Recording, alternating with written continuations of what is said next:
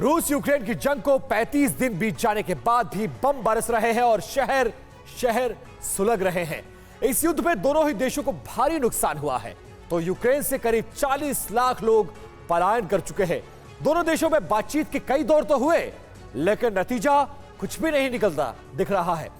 इधर दोनों ही देश अपनी डिप्लोमेटिक पोजीशन मजबूत करने की कोशिश में लगे हुए हैं। ऐसे में अब हर किसी की नजर इस बात पर है कि ये युद्ध अपने अंजाम तक कब पहुंचेगा। देखिए ये exclusive report.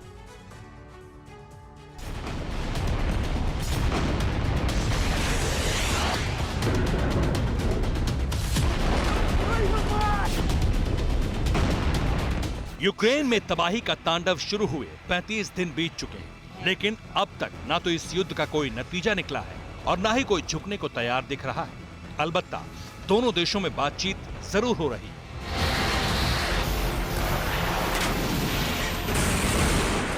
Kyiv, Kharkiv, Mariupol, Chernihiv ही नहीं, यूक्रेन का चप्पा चप्पा जख्मी है।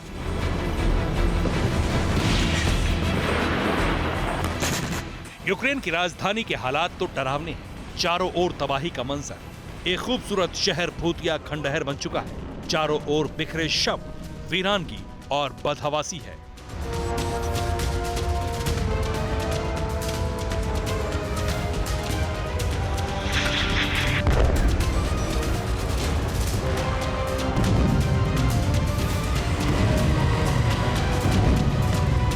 इस बीच दोनों ओर से आरोप प्रत्यारोप भी जारी है। यूक्रेन के रक्षा मंत्रालय ने कहा है कि शांति वार्ता को देखते हुए हमले रोकने का वादा करने वाले रूस के सैनिक चेर्निहिव शहर पर लगातार अटैक कर रहे हैं।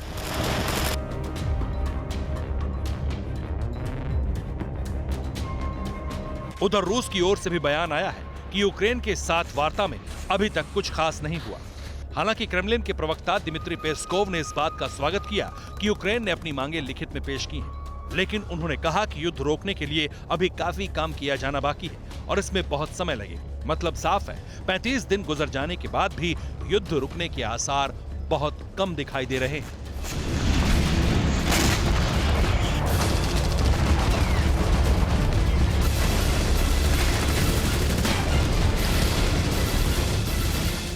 हालांकि कई इलाकों में रूसी सैनिकों में आंशिक कमी जरूर दिखाई दे रही है। रूसी झंडे लगी बख्तरबंद गाड़ियां बेलारूस के रिचिट्सा गोमेल जाती दिखी। ये बीएमपीज रेलवे प्लेटफॉर्म पर लोड होते हुए नजर आई। उधर यूक्रेन ने कहा है कि रूस अपनी ताकत को फिर से संगठित कर रहा है और आने वाले वक्त में हमले और तेज करेगा। यूक्रेन ने इस युद्ध में रूस को बड़ा नुकसान होने का भी दावा किया है। यूक्रेन के रक्षा मंत्रालय ने पेश किए रूसी नुकसान के आंकड़े। 24 फरवरी से 30 फरवरी तक रूस के 17,300 सैनिक मारे जाने का दावा किया है। रूस को 605 टैंक और 131 विमानों का भी नुकसान हुआ है। 131 हेलीकॉप्टर, 21 विशेष उपकरणों का भी नुकसान का दावा है।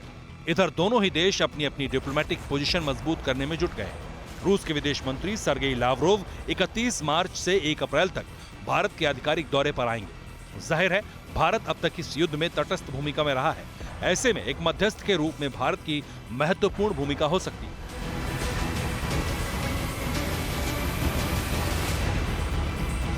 हालांकि तुर्की और चीन जैसे देश भी युद्ध रोकने और समझौता कराने के लिए कतार में खड़े हैं। रूस के विदेश मंत्री सर्गेई लावरोव चीन में हैं और उन्होंने एक नए वर्ल्ड ऑर्डर के रूप में चीन की तारीफ भी की है। इस युद्ध में सबसे दर्दनाक है मानवीय त्रासदी।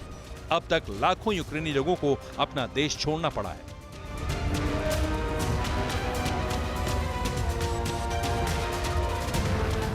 संयुक्त राष्ट्र शरणार्थी एजेंसी ने कहा है कि रूस के हमले के बाद से अब तक 40 लाख से ज्यादा लोग यूक्रेन छोड़ चुके हैं। एजेंसी ने कहा कि द्वितीय विश्व युद्ध के बाद से यूरोप में ये अब तक का सबसे बड़ा शरणार्थी संकट है। इस युद्ध की शुरुआत से ही रूस को कई तरह के प्रतिबंधों का सामना भी करना पड़ा है, जिसमें राजनयिक बैन से लेकर कंपनियों के कारोबार समेटने, बड़े नेताओं पर प्रतिबंध और संपत्तियां फ्रीज करने तक की कार्रवाई शामिल है। लेकिन ये सिलसिला अब भी चल रहा है। यूक्रेन पर हमलावर रूस के खिलाफ अब पोलैंड भी खुलकर सामने आने लगा है। पोलैंड के प्रधानमंत्री ने कहा है कि वो रूस से होने वाली तेल आपूर्ति में 2022 के अंत तक कटौती करने के लिए कदम उठाएंगे। उधर अमेरिका ने भी नए प्रतिबंध लगाकर रूस की डिफेंस इंडस्ट्री को तबाह करने का प्लान बनाया है।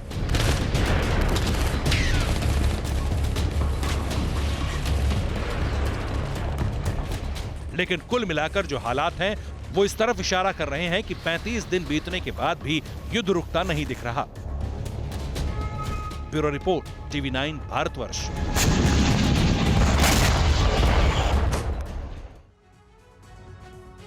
परवाह देश की, सोमवार से शुक्रवार रात 10 बजे TV9 भारतवर्ष पर।